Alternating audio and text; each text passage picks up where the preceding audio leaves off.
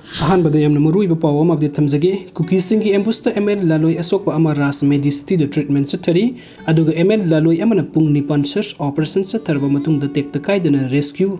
तौबा ngamkhre operation अदुदा सरुक याबी खिबा एमएल गी लालोय सिंग बीपीएफ एटीएमपीए पुलिस 18 एआर गी पर्सनल सिंग बु इकाई खुमनबा उच्चरी हाइना मैटे लिपुन गी सोशल मीडिया दा थादोरक पाव अमना मखातारे सिपाही हो लाया असम राइफल पान जोग इन इन्फॉर्मेशन इन से पिन चताले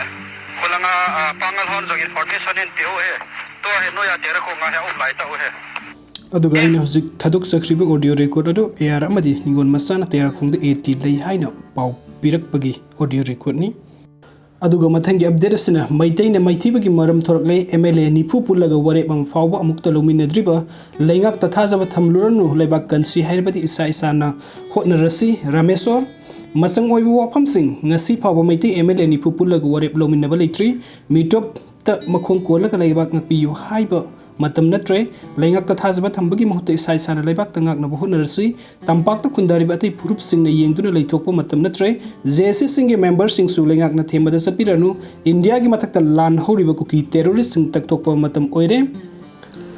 हौखिबा कुमजा 2023 की मे अहुमदगी हौरगा थोकलिबा कंगलुप की इरांग थानी पान हेना दुमक सांगथादुना लैरिबा असि स्टेट असigi मैतै एमएलए सिंग सुंगसिनदुना सबसाबा फिरेप अमा लौदबा असिना सु यामना चावबा मरम ओइरि स्टेट असigi एमएलए हुमफुगी मनुंगदा कुकी अमदि नागा की एमएलए कुन खैदोखरागा लेमहौरिबा एमएलए निफु असि ngasi फावबा पुन्ना फमिनदुना सबसाबा फिरेप अमत लौबा लेट्री हाइना कैराव असेंबली कॉन्स्टिट्यूएंसी की एमएलए लौरेंबम रामेश्वरना फोंदोखरे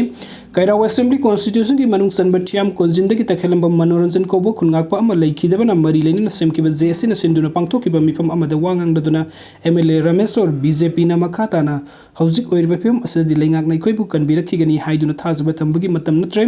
इसागी इरमदम अमदि इसाना इसाबु कंजनबगी दमक्ता इसा इसाना होनाजबा मतम ओइरे महाक मसासु लाई खुरुमदुना युमगी खुल ngaknabagi damakta ngarangdagi thorakle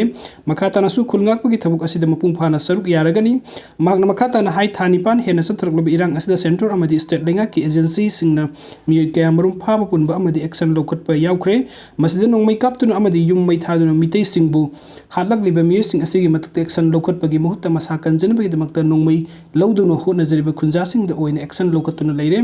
asiguma phim asida state asida council of ministers so hojuk phaba sabsaba phirib amata lominna dana Larry state असगी मियोय लिसिंग का India की मथक्ता लान हौवी हाइबगी मिंगदा हटपी खरबनी कुकीना हौजिक हौजिक तौरिबा असिसु इंडिया की मथक्ता लान हौरिबनी मोरेदा कुकी सिंग स्टेट फोर्सिंग द लांदारकलिबा असिदा बर्मा मरु लोन पर्सनल यावी हाइन स्पेशल कमांडो की एसपी ना फाव पुंगदो किबा लेखरबनी असुमना इंडिया की मथक्ता लान हौरिबा कुकी सिंग की मथक्ता सु एक्शन लोकटपा मतम ओइरे हौकिबा थानिपान रोम असिदा सेंटर की याका येंगदुना त लाकपा असिदा हेन हेन फिवम सक्सिलगले मरम असिना मिटोप की मखोंग कोलगा लेबाक ngakpiyu हाइबगी मतम नत्रे इसान इसागी लेबाक ngakसनबगी दमक्ता सबसाबा फिरेप लौदुना थबुक तौमिनबगी मतम ओइरे लैंगाक असिना ngahek ngahek ki yanaba panghai ta haijariba asida miyamna thajaba tawbiranu misimina kaya morum yawruba sujesi kaya semnuba sulengakna